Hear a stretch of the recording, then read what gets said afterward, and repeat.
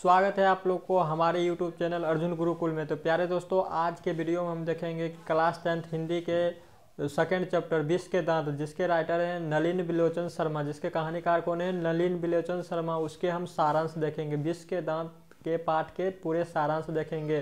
तो आप लोग वीडियो को स्किप मत कीजिएगा, वीडियो को लाइक करिएगा और चैनल पे नए होंगे तो चैनल को सब्सक्राइब करिएगा और चैनल को अपने दोस्तों के साथ वीडियो को शेयर करिएगा और बताइएगा कि वीडियो कैसा लगा। तो चलिए आप लोगों को हम वीडियो स्टार्ट करते हैं।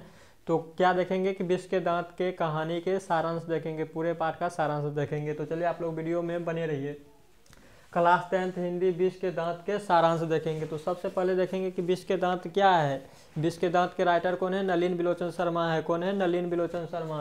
तो विष के दांत कहानी के कहानीकार कौन है नलिन बिलोचन शर्मा है। जिस तरह लिखा हुआ है आप लोग उसी तरह पैटर्न को फॉलो करते हुए लिखिएगा और एग्जाम में लिखिएगा तो आप लोग को फुल में फुल मार्क्स मिल जाएगा। तो विष के दांत यानी विष के दांत है ना, विष के दांत। विष के दांत कहानी के कहानीकार कौन है नलिन बिलोचन शर्मा जी हैं। इस कहानी में अत्यधिक दुलार प्यार के कुपरिणाम, दुलार प्यार के कुपरिणाम एवं सामाजिक भेदभाव को उजागर किया गया है।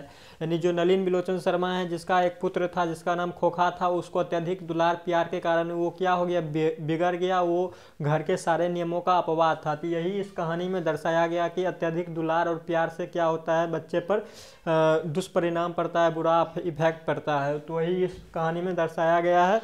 तो हम सारांश के माध्यम से देखेंगे।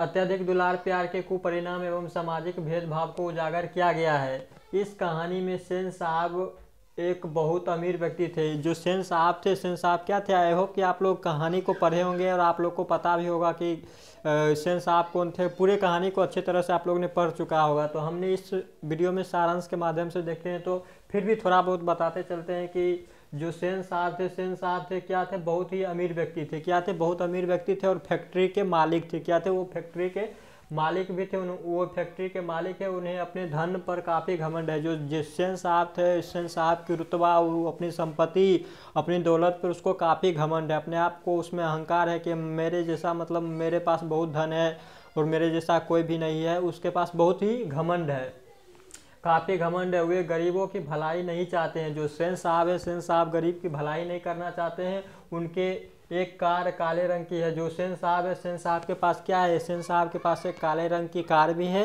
सेन साहब के पास क्या है, काले रंग की कार है, जो कि क्या होता है, बरसाती में खड़े होता है। सेन साहब, जिसका गाड़ी का नाम क्या था, गाड़ी का नाम था स्ट्रीमरलिंड। क्या था, स्ट्रीमरलिंड। ऑब्जेक्टिव में पूछा जाता है कि सेन साहब की गाड़ी का नाम क्या था, तो क्या था, स्ट्रीमरलिंड। किस कलर की थी, तो काले रंग की थी। इस बात को आप लोग भी याद करते चलिएगा और लाइन पे फोकस करिएगा कि सेन साहब के गाड़ी का रंग कैसा था, तो काले रंग की थी। और उसके गाड़ी का नाम कितना था, गाड़ी का नाम क्या था, स्ट्रीमरलिंड था। और गाड़ी कितने हज़ार के थे, तो 7,500 के गाड़ी थे, 7,500 की गाड़ी थे उनके, जिसका दाम कितना था, 7.5 हज़ार, यानी कि 7,500 उनके गाड़ी का दाम था। ये पॉइंट को याद रखिए, गाड़ी का दाम कितना था, तो 7,500।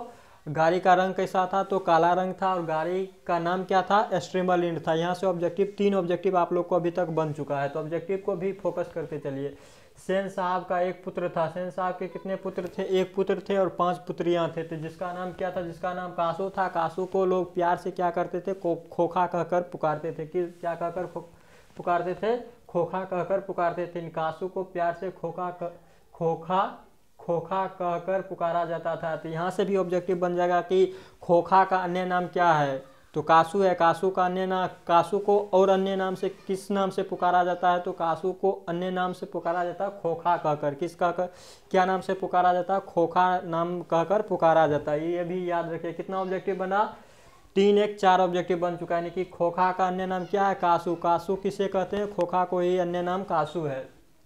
कासू किसका पुत्र था, तो किसका पुत्र था, नलिन बिलोचन शर्मा का पुत्र था।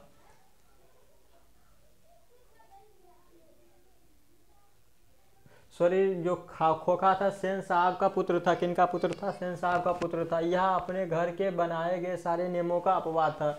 जो खोखा थे, घर में जितने सारे नियम लगते थे वो सारे नियम उनके घर के 5 बेटियां को फॉलो किया जाता था। 5 बेटियां उनके उस नियम पर चलते थे। पर जो खोखा थे, खोखा क्या थे, उस सारे नियम का अपवाद थे। वो अपने नियम से चलते थे, उसका जो मन होता था वही करते रहता था।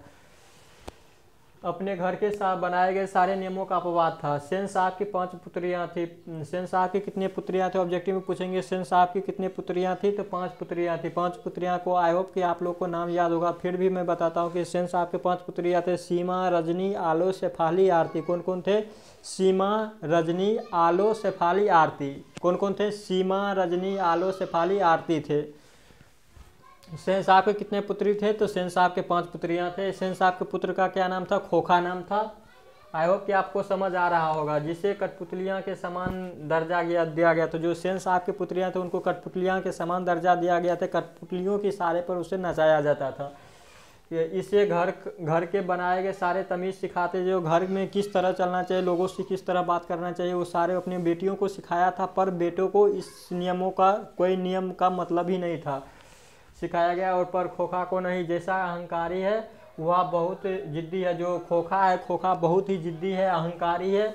उसे जो मन आता है वही करता है। जो खोखा है, खोखा को जो मन आता था वही करते रहता था हमेशा। और उसकी हर गलतियों में माता पिता की खुशी होती थी। जो खोखा जितना भी गलतियां करते थे, वो कुछ भी करता था तो उसमें भावी इंजीनियर नज़र आते थे। उनके माता पिता को क्या इंजीनियर आते थे? भावी इंजीनियर नज़र। वो क्या बोलते थे? मेरा बेटा आगे चलकर इंजीनियर बनेगा। इंजीनियर बनेगा तो उसको इंजीनियर नज़र आ रहा था। कुछ भी करता था तो उसको इंजीनियर ही नज़र आ रहा था। तो माता पिता की खुशी होती थी कि मेरा बेटा आगे चलकर क्या बनेगा? इंजीनियर बनेगा। तो यहाँ से फिर ऑब्जेक्टिव बन जाएगा कि सेन साहब अपने पुत्रों में क्या देखते थे? तो इंजीनियर, भावी इंजीनियर बनने को देखते थे। क्या देखते थे? भावी इंजीनियर बनने को देखते थे। इस कहानी में मदन एक गरीब पिता गिरधर का पुत्र था। मदन कौन था? मदन गिरधर का पुत्र था। मदन कौन था? गिरधर का पुत्र था। जो गिरधर एक गरीब थे, जो कि सेन साहब के यहाँ क्या करते थे? नौकरी करते थे।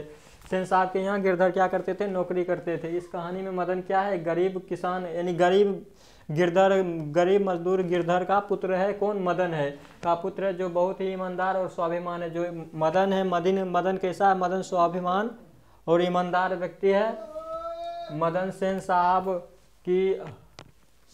की हर कार को छूना चाहता। जो मदन था, मदन सेन साहब की कार को छूना चाहता था। उसी समय ड्राइवर द्वारा धक्का दिया गया, वह सड़क पर गिर गया जिससे खून निकलने लगा। और इस प्रकार झूठा आरोप के कारण मदन को उसकी पिटाई करवाई गई। यह कहानी में मदन और खोखा का मूल कारण लट्टू का खेल है। इस कहानी है मूल कारण क्या? लट्टू का खेल है। जब एक समय क्या हुआ था, जब मदन गली में लट्टू नचा रहा था, उस समय खोखा भी पहुंच गया। खोखा पहुंचने के कारण क्या हुआ? लट्टू को छूना चाहा, पर मदन ने लट्टू छूने से इनकार कर दिया, जिसके कारण क्या हुआ? खोखा ने छूना चाहा था और जिसके कारण मदन द्वारा कासू को लट्टू छूने से इनकार कर दिया गया। जो लड्डू था, मदन उसको नहीं छूने दिया, जिसके कारण कासू क्या मदन को दो ढुसा मर दिया, जिसके कारण क्या हो गया? मदन द्वारा कासू को छूने से इनकार किया, जिसके कारण 2-4 ढूसा मार देते। तभी मदन ने भी क्या किया? कासू के 2 दांत तोड़ दिए। कितने दांत तोड़े थे? 2 दांत तोड़ डाले। यहाँ से भी ऑब्जेक्टिव बन जाएगा कि मदन ने कासू के कितने दांत तोड़े थे? तो मदन ने कासू के 2 दांत तोड़ डाले थे। इस प्रकार पिटाई के कारण गिरधर लाल को नौकरी से निकाल दिया गया, जिसके कारण गिरधर को क्या किया? नौकरी से निकाल दिया गया। इस प्रकार क्या हुआ? जो गिरधर हमेशा मदन को पीटते रहता था, उस समय नौकरी से आने के बाद गिरधर ने मदन को पीटा नहीं और गले लगाकर बोला, तूने अपने अपमान और मेरे बेइज्जती का बदला ले लिया है। तो यही था इस कहानी 20 के दांत कहानी का सारांश। तो सारांश था। आई होप कि आपको ये सारांश समझ आ गया होगा। तो समझ आया तो वीडियो को लाइक और चैनल को सब्सक्राइब करिए। क्या याद रखना है? सबसे पहले याद रखना है कि 20 के दांत कहानी के कहानीकार नलिन बिलोचन शर्मा है। नलिन बिलोचन शर्मा। और उसके बाद क्या होगा? सेन साहब कैसे अमीर व्यक्ति थे, धनी और अमीर व्यक्ति थे। सेन साहब के पुत्र का नाम क्या था? सेन साहब के पुत्र का नाम कासू या खोखा था। सेन साहब के गाड़ी का रंग कैसा था? तो काले रंग का था। उसका नाम क्या था? कार का नाम क्या था? तो स्ट्रीमर था। और उसके दाम कितना था? 7,500 उसके कार का दाम था। सेन साहब के कितने पुत्रियां थे? 5 पुत्रियां थे। तो सीमा, रजनी, आलो, शेफाली, आरती।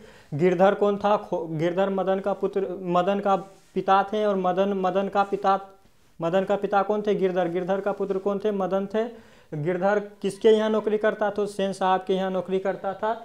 ये कासू को मदन ने कितने दांत तोड़े थे? 2 दांत तोड़े थे। इतना याद रखना था। चलिए आज के वीडियो को यहीं पर एंड करते हैं। मिलेंगे नेक्स्ट वीडियो में, तब तक के लिए bye bye, Radhe Radhe. Video को लाइक और चैनल को सब्सक्राइब करिएगा।